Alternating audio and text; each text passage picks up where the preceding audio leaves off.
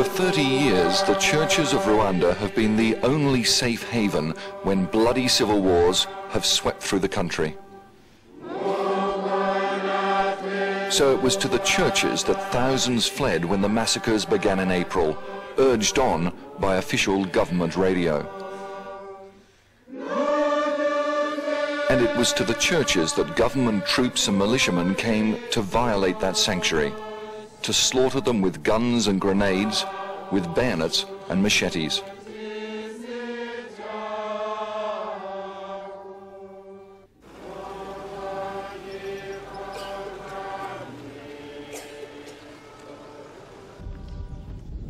It looks like a paradise of fertility and tranquility.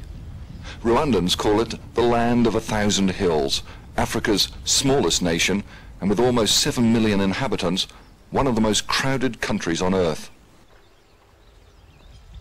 In a country that is normally teeming with people, there is an awful silence hanging across much of Rwanda today. Hundreds of thousands, possibly millions of innocents have fled their homes, terrified of both sides in a civil war that became genocidal after the Rwandan president's plane was shot down a few weeks ago. Now, waiting in the wings is a new elite, one that claims it will bring not only peace, but democracy to this benighted country. Rose Kabuye is a major in the rebel army, the Rwandan Patriotic Front. Under last year's failed peace agreement between the government and the front, she was to have become a member of parliament.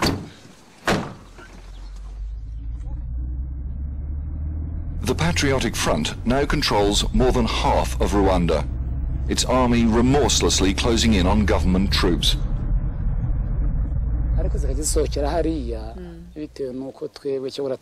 Rose's job is to win the hearts and minds of a people terrified by a war they cannot understand, traumatized by killings beyond their comprehension.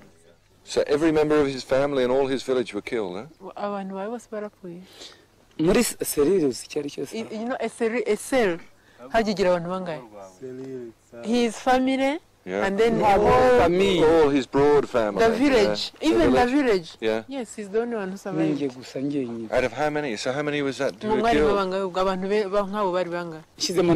About 600. About 600 dead? Yeah. In one village? With children. It is a conflict portrayed and oversimplified as one of tribal warfare between Rwanda's vast majority of Hutus and its 8% Tutsi minority.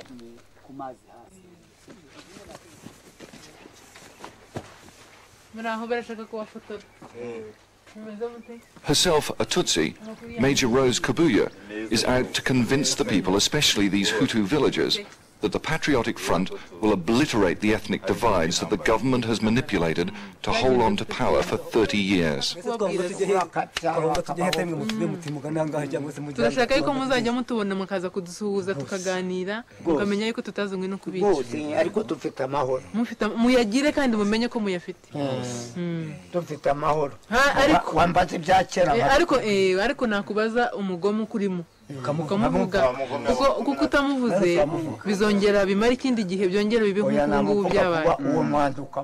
the Hutu villagers, she portrays the rebel army as the best and only chance for peace in a nation now notorious for bloodbaths. First of all, I told them who I am, and I assured them that they shouldn't be scared. They should start their normal lives. Were they afraid of you because you came from the RPF?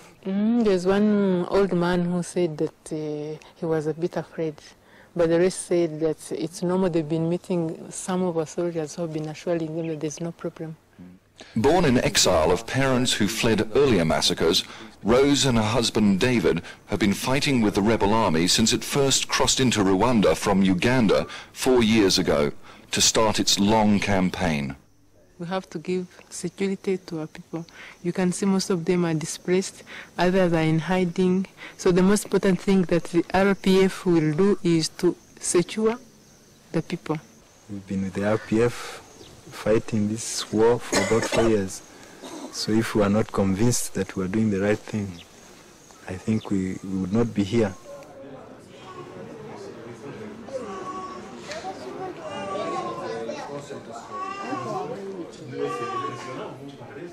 This is what happens when a government desperate to cling on to power unleashes the primitive fears and ancient prejudices of an ill-educated people. There was no spontaneous massacre. The killing was efficient, well planned. David, tell me about this woman's extraordinary story. So a group of militia, the Interahamwe, together with some soldiers, and they all came to their house and gathered them somewhere with the rest of the population in the neighborhood and start hacking them. They hacked on the neck, both legs, both arms. She had 4 children, 2 died.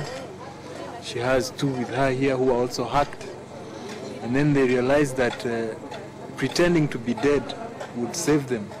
So they stayed in the dead bodies, in the group of dead bodies for a week.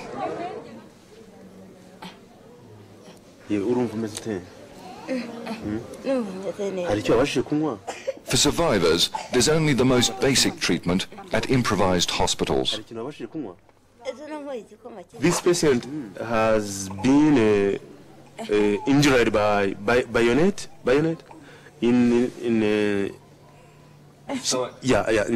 She's in very grave danger of losing her life, is that right? Yes. If nothing is done in 2 days, she can die. Government-backed militias in almost every town and village systematically attack Tutsis and thousands of others, anyone suspected of opposing the government. It went beyond ethnic violence. Hutus like Dr. Sustain Buchana turned to the rebels to be rescued from the mayhem.